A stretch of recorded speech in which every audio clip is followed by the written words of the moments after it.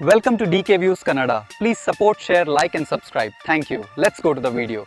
This video is about the facilities of the District Disability Rehabilitation Center in Udupi.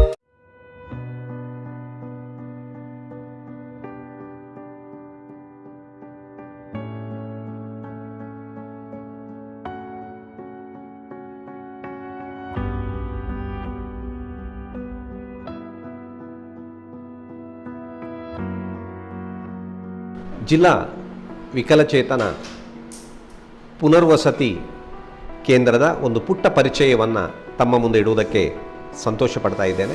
Karnataka ಸರ್ಕಾರದ ಮಹಿಳಾ ಮತ್ತು ಮಕ್ಕಳ ಅಭಿವೃದ್ಧಿ ಇಲಾಖೆ ಹಾಗೂ ವಿಕಲಚೇತನ ಮತ್ತು ಹಿರಿಯ ನಾಗರಿಕರ ಸಬಲೀಕರಣ ಇಲಾಖೆಯ ವತಿಯಿಂದ ಪ್ರತಿ ಜಿಲ್ಲೆಯಲ್ಲೂ ನಮ್ಮ ಕರ್ನಾಟಕದಲ್ಲಿ ಸುಮಾರು 16 ಜಿಲ್ಲೆಗಳಲ್ಲಿ ಜಿಲ್ಲಾ ವಿಕಲಚೇತನ ಪುನರ್ವಸತಿ ಕೇಂದ್ರವು ಅಸ್ತಿತ್ವದಲ್ಲಿದೆ. ಮಾನ್ಯ ಜಿಲ್ಲಾಧಿಕಾರಿಗಳು, ಮಾನ್ಯ ಜಿಲ್ಲಾ ಪಂಚಾಯತ್ ಕಾರ್ಯನಿರ್ವಹಣಾಧಿಕಾರಿಗಳು, ಮಹಿಳಾ ಮತ್ತು ಮಕ್ಕಳ ಕಲ್ಯಾಣ ಇಲಾಖೆಯ ಜಿಲ್ಲೆಯ ಉಪನಿರ್ದೇಶಕರು ಮತ್ತು ಹಿರಿಯ ನಾಗರಿಕ ಮತ್ತು ವಿಕಲಚೇತನ ಕಲ್ಯಾಣಾಧಿಕಾರಿಗಳು ಇವರ ಮಾರ್ಗದರ್ಶನದಲ್ಲಿ ವಿವಿಧ ಚಟುವಟಿಕೆಗಳು ಕೇಂದ್ರದಲ್ಲಿ ಅನುಷ್ಠಾನ ಆಗ್ತಾ ಇದೆ. ಉಡುಪಿ ಜಿಲ್ಲೆಯ ಭಾರತೀಯ ರೆಡ್ ಕ್ರಾಸ್ ಸಂಸ್ಥೆ ಅನುಷ್ಠಾನ ಸಂಸ್ಥೆಯಾಗಿ ಕಾರ್ಯನಿರ್ವಹಿಸ್ತಾ ಇದೆ. ಜಿಲ್ಲಾ ರೆಡ್ ಕ್ರಾಸ್ ಸಂಸ್ಥೆಯ ರೆಡ್ ಕ್ರಾಸ್ ಭವನ ಏನಿದೆ ಅಲ್ಲಿ ಜಿಲ್ಲಾ ವಿಕಲಚೇತನ ಪುನರ್ವಸ ಕೇಂದ್ರವು ಕಾರ್ಯನಿರ್ವಹಿಸ್ತಾ ಇದೆ. ಇಲ್ಲಿ ಹಲವು ವಿಭಾಗಗಳಿವೆ. ಮುಖ್ಯವಾಗಿ ಫಿಸಿಯೋಥೆರಪಿ ವಿಭಾಗ, ಶ್ರವಣ ಮತ್ತು ಮಾತಿನ ಚಿಕಿತ್ಸಾ ವಿಭಾಗ, ಮನಃಶಾಸ್ತ್ರ ವಿಭಾಗ, ಚಲನವಲನ ತರಬೇತಿ ವಿಭಾಗ ಇದೆ, ಕೃತಕ ಅವಯವ ಕೇಂದ್ರ ಇದೆ.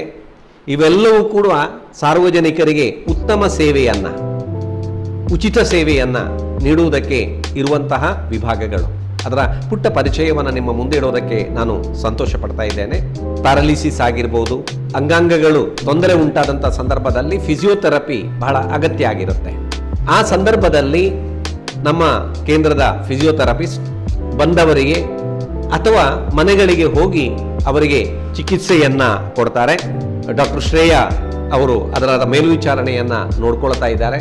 ಉಡುಪಿ ಜಿಲ್ಲೆಯ ಬೇರೆ ಬೇರೆ ಕಡೆ ಫಿಸಿಯೋಥೆರಪಿಯನ್ನು ಉಚಿತವಾಗಿ ಕೊಡುವಂಥ ಕಾರ್ಯಕ್ರಮವನ್ನು ನಮ್ಮ ವಿಭಾಗ ಇಟ್ಟುಕೊಂಡಿರೋದನ್ನು ನಾವು ಗಮನಿಸಲಿಕ್ಕೆ ಸಾಧ್ಯ.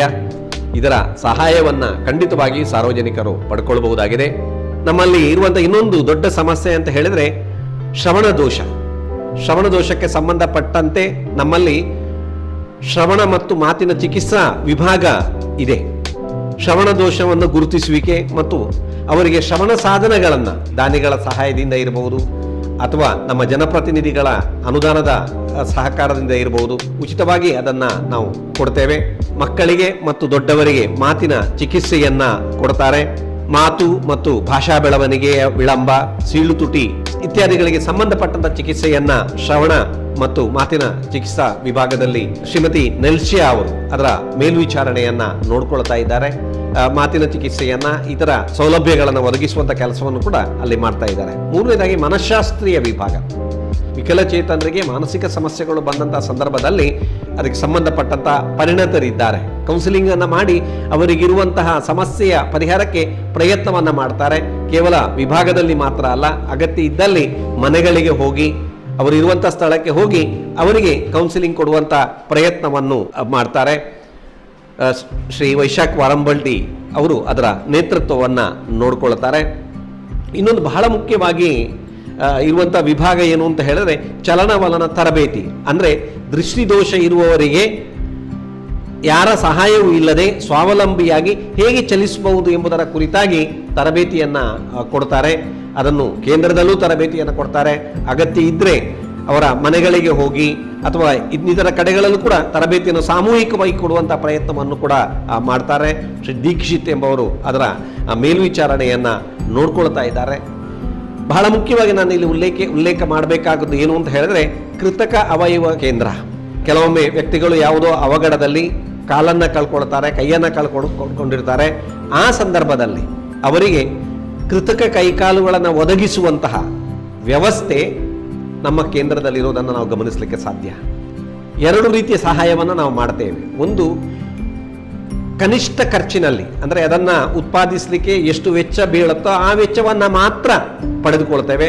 ಕೆಲವೊಮ್ಮೆ ಆ ವೆಚ್ಚವನ್ನು ಕೊಡುವುದಕ್ಕೆ ಕೂಡ ಅಸಾಧ್ಯವಾದಂಥ ಸಂದರ್ಭದಲ್ಲಿ ನಾವು ದಾನಿಗಳಿಂದ ಅಥವಾ ಜನಪ್ರತಿನಿಧಿಗಳ ಅನುದಾನದಿಂದ ಅಥವಾ ಬೇರೆ ಬೇರೆ ಕಡೆಯಿಂದ ಪಡೆದು ಅವರಿಗೆ ಸಹಾಯ ಮಾಡುವಂಥ ಕೆಲಸವನ್ನು ಕೂಡ ನಾವು ಮಾಡ್ತೇವೆ.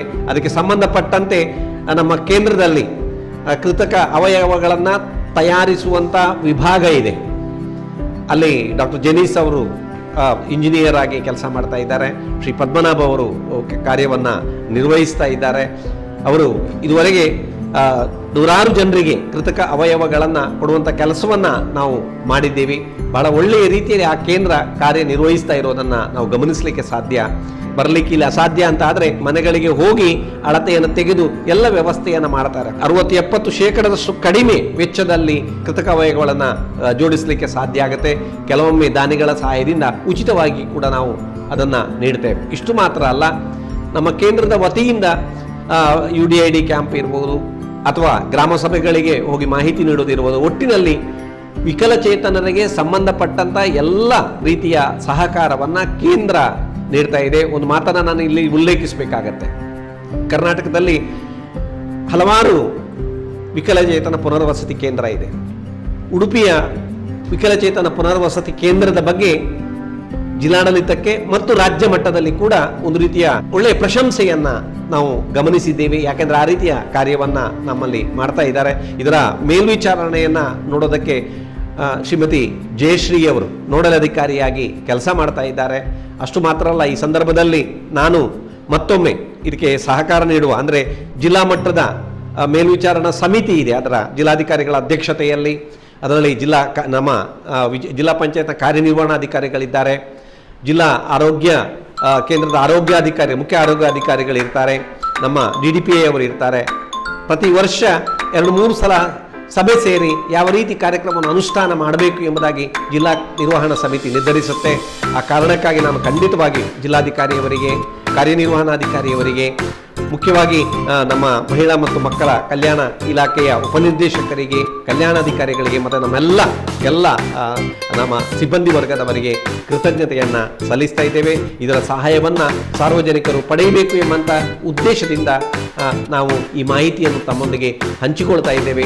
ಸಹಕಾರ ನೀಡಿದಂಥ ಎಲ್ಲರಿಗೂ, ಮುಖ್ಯವಾಗಿ ಭಾರತೀಯ ರೆಡ್ ಕ್ರಾಸ್ ಸಂಸ್ಥೆ ಬಹಳ ಎಲ್ಲ ರೀತಿಯ ಸಹಕಾರವನ್ನು ಕೊಡ್ತಾ ಇದೆ. ಅಲ್ಲಿಯ ಸಭಾಪತಿಯವರು ಶ್ರೀ ಬಸವರಾಜು ರಾಜು ಶೆಟ್ಟಿಯವರು ಮತ್ತು ಆಡಳಿತ ಮಂಡಳಿಯ ಎಲ್ಲ ಸದಸ್ಯರು ಕೂಡ ಇದಕ್ಕೆ ಪೂರ್ಣ ಸಹಕಾರವನ್ನು ನೀಡ್ತಾ ಇದ್ದಾರೆ.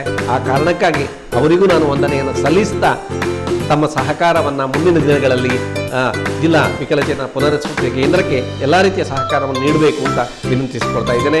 ನಮಸ್ಕಾರ. ನಮಸ್ತೆ, ನನ್ನ ಹೆಸರು ಮೊಹಮ್ಮದ್ ಅಂತ. ನನ್ನ ಮಗನಿಗೆ ಸಮಸ್ಯೆ ಇದೆ. ನಾವು ರೆಡ್ ಕ್ರಾಸ್ಗೆ ಫಿಸಿಯೋಥೆರಪಿಗೆ ಬರ್ತಾ ಇದ್ದೀವಿ. ಮೇಡಮ್ ಅವರು ಒಳ್ಳೆಯ ರೀತಿಯಲ್ಲಿ ಫಿಸಿಯೋ ಮಾಡ್ತಾ ಇದ್ದಾರೆ. ಹಾಗೆ ತುಂಬ ಸಮಯದಿಂದ ಬರ್ತಾ ಇದ್ದೀವಿ. ಒಳ್ಳೆಯ ರೀತಿಯಲ್ಲಿ ಈಗ ಫಿಸಿಯೋ ಮಾಡಿ ಸ್ವಲ್ಪ ಇಂಪ್ರೂವ್ಮೆಂಟ್ ಇದೆ ಅವನಿಗೆ. ನನ್ನ ಹೆಸರು ಸರ್ವೋತ್ತಮ್ ಅಂತ. ನಗರಸಭೆಯಲ್ಲಿ URW ಆಗಿ ಕೆಲಸ ಮಾಡ್ತಾ ಇದ್ದೇನೆ. ನಗರಸಭೆ ವ್ಯಾಪ್ತಿಯಲ್ಲಿರುವ ಎಲ್ಲ ಅಂಗವಿಕಲರನ್ನು ಅವರ ಥೆರಪಿಗಾಗಿ ಮತ್ತು ಏನಾದರೂ ಸಾಧನ ಸಲಕರಣೆ ವಿತರಣೆಗಾಗಿ DDRCಗೆ ಸಂಪರ್ಕಿಸಿ ಹೇಳ್ತಾ ಇದ್ದೇನೆ. ಇಲ್ಲಿಯ ಸೌಲಭ್ಯವನ್ನು ಪಡ್ಕೊಂಡು ಉತ್ತಮ ಪ್ರತಿಕ್ರಿಯೆಗಳನ್ನು ನೀಡ್ತಾ ಇದ್ದಾರೆ ಹಾಗೂ ಸಾಧನ ಸಲಕರಣೆಗಳನ್ನು ನೀಡಿ ಕೂಡ ಇವರು ಸೌಲಭ್ಯವನ್ನು ಒದಗಿಸ್ತಾ ಇದ್ದಾರೆ. ಅಂಗವಿಕಲತೆ ಅನ್ನುವಂಥದ್ದು ಕಾಯಿಲೆನೂ ಅಲ್ಲ, ಶಾಪವೂ ಅಲ್ಲ. ಹಾಗಂತ ಇದನ್ನು ನಿರ್ಲಕ್ಷ್ಯ ಮಾಡಿದರೆ ದೊಡ್ಡ ತಪ್ಪು. ಈ ನಿಟ್ಟಿನಲ್ಲಿ ನಮ್ಮ DDRC ಕೆಲಸ ಮಾಡ್ತಾ ಇದೆ. ಜಿಲ್ಲಾ ವಿಕಲಚೇತನ ಪುನರ್ವಸತಿ ಕೇಂದ್ರದ ಯೋಜನೆಯು DDW ಅವರ ಮಾರ್ಗದರ್ಶನದಲ್ಲಿ ನಾವು ನಡೆಸ್ತಾ ಇದ್ದೇವೆ. ಹಾಗೆ MRW ಮತ್ತು VRW URW ಕೋಆರ್ಡಿನೇಷನ್ ಕೂಡ ನಮಗೆ ಅತಿ ಮುಖ್ಯವಾಗಿ ಬೇಕಾಗಿರ್ತದೆ. ಈ ನಿಟ್ಟಿನಲ್ಲಿ ಎಲ್ಲರೂ ಕೂಡ ನಮಗೆ ಸಹಕಾರವನ್ನು ನೀಡ್ತಾ ಇದ್ದಾರೆ. ನಮ್ಮ ಈ ಸೌಲಭ್ಯಗಳು ಯೋಜನೆಯು ಖಾಲಿ ನಮ್ಮ ಕೇಂದ್ರಕ್ಕಷ್ಟೇ ಸೀಮಿತವಾಗಿರದೆ ಗ್ರಾಮ ಮಟ್ಟದಲ್ಲೂ ಕೂಡ ನಾವು ಅದನ್ನು ಅನುಷ್ಠಾನಗೊಳಿಸ್ತಾ ಇದ್ದೇವೆ. ಪ್ರತಿಯೊಂದು ಗ್ರಾಮ ಪಂಚಾಯತ್ಗೂ, ಉಡುಪಿ ಜಿಲ್ಲೆಯ ಪ್ರತಿಯೊಂದು ಗ್ರಾಮ ಪಂಚಾಯತ್ಗೂ ಭೇಟಿ ಮಾಡಿ ಅಲ್ಲಿರುವಂಥ ವಿಕಲಚೇತನರನ್ನು ಗುರುತಿಸಿ ಅಲ್ಲಿ ಅವರಿಗೆ ವಿಕಲಚೇತನರ ಗುರುತು ಚೀಟಿಯಿಂದ ಹಿಡಿದು ಯಾವುದ್ಯಾವುದು ಸೌಲಭ್ಯ ಸರ್ಕಾರದಿಂದ ವಿಕಲಚೇತನರಿಗೆ ಯಾವುದ್ಯಾವ ಸೌಲಭ್ಯಗಳನ್ನು ಮುಟ್ಟಿಸ್ಲಿಕ್ಕಾಗ್ತದೆ ಅಥವಾ ಇಲಾಖೆ ಸೌಲಭ್ಯಗಳಾಗಿರ್ಬೋದು ಅಥವಾ ನಮ್ಮ ಅಂಗವಿಕಲ ಪುನರ್ವಸತಿ ಕೇಂದ್ರದ ಸೌಲಭ್ಯಗಳಾಗಿರ್ಬೋದು, ಈ ಸೌಲಭ್ಯಗಳನ್ನು ಅವರಿಗೆ ಮುಟ್ಟಿಸುವಲ್ಲಿ ಸಾಕಷ್ಟು ಪ್ರಯತ್ನಗಳನ್ನು ಮಾಡ್ತಾ ಇದ್ದೇವೆ. ನಮ್ಮ ಜಿಲ್ಲೆಯಲ್ಲಿ ಈಗಾಗಲೇ 16,000ಕ್ಕೂ ಹೆಚ್ಚು ವಿಕಲಚೇತನರು ಇದ್ದಾರೆ.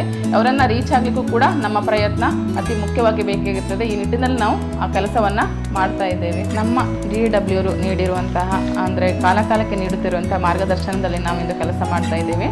VRW ಆಗಿರ್ಬೋದು, URW ಆಗಿರ್ಬೋದು, MRW ಆಗಿರ್ಬೋದು ತುಂಬ ಸಹಕಾರ ನಮಗೆ ಉಡುಪಿ ಜಿಲ್ಲೆಯಲ್ಲಿ ನೀಡ್ತಾ ಇದ್ದಾರೆ. ಈ ರೀತಿಯಾಗಿ ನಮ್ಮ ಉಡುಪಿ ಜಿಲ್ಲೆಯಲ್ಲಿರುವ ವಿಕಲಚೇತನರು ಆದಷ್ಟು ಇಲಾಖಾ ಸೌಲಭ್ಯಗಳನ್ನು ಪಡೆದುಕೊಳ್ಳುತ್ತಾ, ನಮ್ಮ DDS ಸೌಲಭ್ಯಗಳನ್ನು ಪಡೆದುಕೊಳ್ಳುತ್ತಾ, ಹಾಗೆ ಅವರಿರುವ ವಾತಾವರಣನ ವಿಕಲಚೇತನ ಸ್ನೇಹಿಯಾಗಿ ಮಾಡುವಲ್ಲಿ ನಮ್ಮ ಪ್ರಯತ್ನವನ್ನು ಇನ್ನೂ ಕೂಡ ಮುಂದುವರಿಸ್ತಾ ಇದ್ದೇವೆ. ಎಲ್ಲರೂ ಸಹಕಾರವನ್ನು ಈ ಸಂದರ್ಭದಲ್ಲಿ ನಾನು ಕೇಳ್ಕೊಳ್ತಾ ಇದ್ದೇನೆ. ವಂದನೆಗಳು.